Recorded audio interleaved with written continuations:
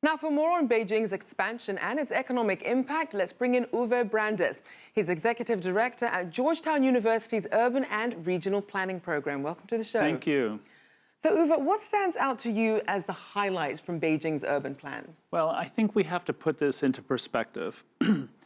If we take the Boston-Washington corridor in the United States, we have 55 million people. If we look today at the entire Beijing region, the Jing-Jin-Ji region, we have 110 million people. We're talking about urban planning that really transcends any individual city. We're really talking about larger regional planning, the planning of a new mega region that could grow to be up to 150 million people. So just putting it all into perspective. And certainly worth noting that the numbers really are mind-boggling in terms of the undertaking that this is.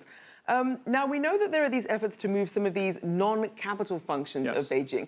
How would that work and what would the impact be? Well, even there, we have to, again, take a step back and understand the motivations behind this recent approved plan. This is a city that's 5,000 years old. This is a cultural legacy of such an important city globally in terms of our human heritage.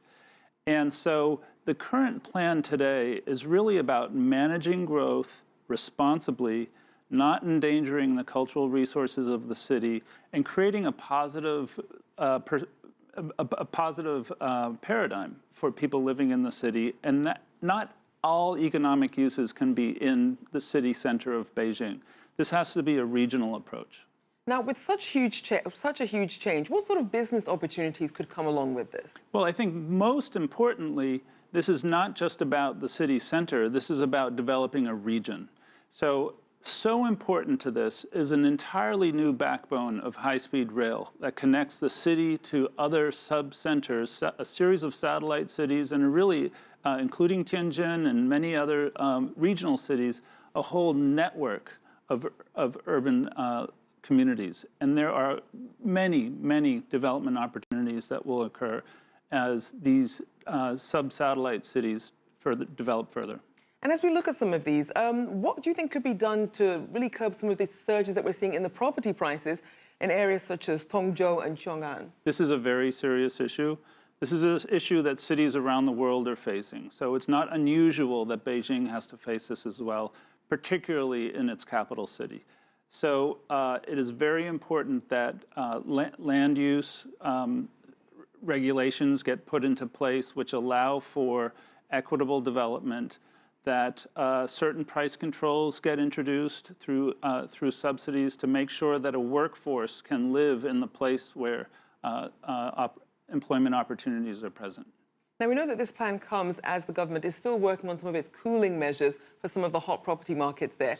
How do you think now, adding this layer of this very ambitious plan, how might that perhaps have some challenges? Well, it has a challenge in the sense that everybody naturally wants to live in the center of the city, and that's just not always going to be possible. And there will be market mechanisms which encourage people to move out of Beijing's, the central Beijing. So it is really important to understand that this new mobility network in the form of high-speed rail allows people to live in one city and work in another. This is very sophisticated regional planning, some of the most sophisticated regional planning occurring around the world. And certainly a very delicate balance. We know that Beijing wants to manage its population, but it also wants to become an innovation center. How do they strike that balance? Well, one of the things that we see when we look at innovation economies in cities today is that the quality of life is one of the most important drivers of attracting an innovative workforce. So these are important considerations that have worked their way into this plan. Part of capping the population of central Beijing is really to make sure that it continues to be a very human-centered, very livable location. And so how do you think that's going to affect the economy then, if they're able to make that shift? Well, it's affecting the economy already. More and more people are moving to the region. There are cities like Tianjin that have literally popped up overnight.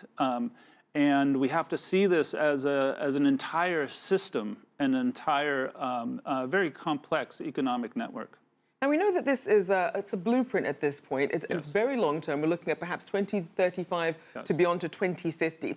What are some examples you think of other cities, if you can compare them on such a scale, that Beijing could perhaps learn some lessons from and know what to avoid? I think that's a great question. And in the previous report, we heard a mention of Paris.